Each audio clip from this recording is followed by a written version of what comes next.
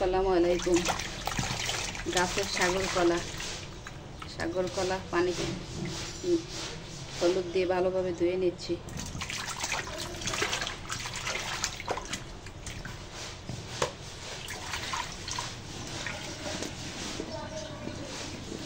মাছ দিয়ে রান্না করব। কে কে এভাবে রান্না করে খান কলা? কাঁচকলা না সাগর কলা?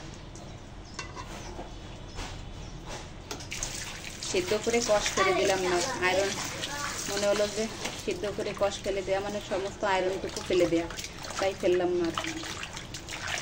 ভালো করে অনেকক্ষণ বসে ধুয়ে নিলাম। এই দিয়ে